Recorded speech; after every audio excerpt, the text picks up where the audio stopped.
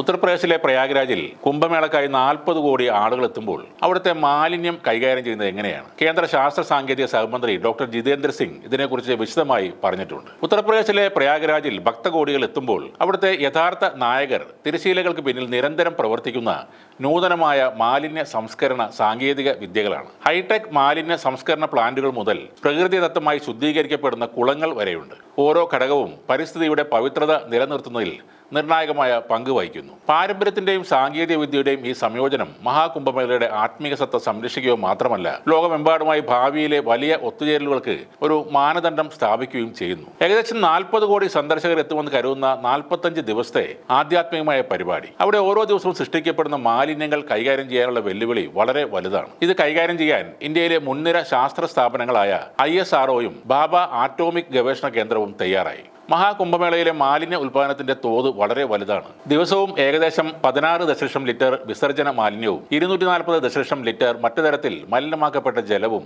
ദശലക്ഷക്കണക്കിന് തീർത്ഥാടകരിൽ നിന്നുള്ള ഖരമാലിന്യവും സൃഷ്ടിക്കപ്പെടുന്നുണ്ട്. ഇത് കൈകാര്യം ചെയ്യുന്നതിന് അത്യാധുനിക പ്രതിവിധികൾ ആവശ്യമാണ്. അവിടെയാണ് നൂതന സാങ്കേതിക വിദ്യകൾ സഹായത്തിന് വരുന്നത്. ISRO ബാർക്ക് സഹകരണത്തിലൂടെ വികസിപ്പിച്ചെടുത്ത ഹൈബ്രിഡ് ഗ്രാനുലർ സീക്വൻസിംഗ് ബാച്ച് റിയാക്ടറാണ് അതിലൊരെണ്ണം. ഇതൊരു ഹൈടെക് വാഷിംഗ് മെഷീൻ പോലെയാണ്. ഇത് മലിനജലം സംസ്കരിക്കുന്നു. 3 പ്രീ ഫാബ്രിക്കേറ്റഡ് വിസർജ്യ പ്ലാന്റുകളിൽ ഈ സാങ്കേതികവിദ്യ ഉപയോഗിക്കും. ഇത് മനുഷ്യ മാലിന്യങ്ങൾ കാര്യക്ഷമമായി സംസ്കരിക്കുകയും പരിസ്ഥിതി സുരക്ഷിതമായി തുടരുന്നു എന്ന് ഉറപ്പാക്കുകയും ചെയ്യും. മറ്റൊരു സാങ്കേതിക വിദ്യയാണ് ജിയോ ട്യൂബ് എന്നത്.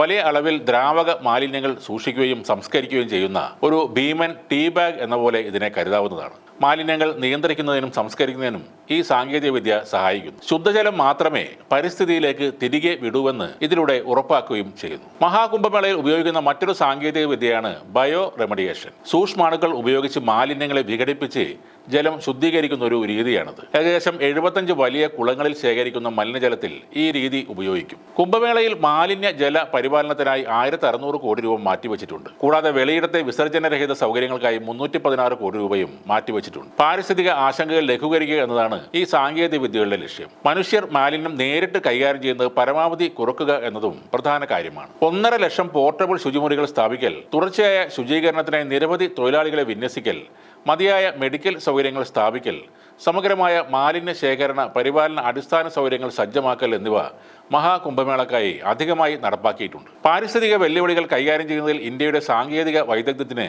മഹാകുംഭമേള 2025 ഒരു തെളിവാണ്. വൃത്തിയുള്ളതും ആരോഗ്യകരവുമായ ഒരു ഭാവി സൃഷ്ടിക്കാൻ സാങ്കേതികവിദ്യയും പരമ്പരാഗത രീതികളും എങ്ങനെ ഒത്തുചേരാം എന്നതിൻ്റെ തിളക്കമാർന്ന ഉദാഹരണമായി ഇത് നിലകൊള്ളുന്നു എന്നാണ് ഡോക്ടർ ജിതേന്ദ്ര സിംഗ് പറയുന്നത്.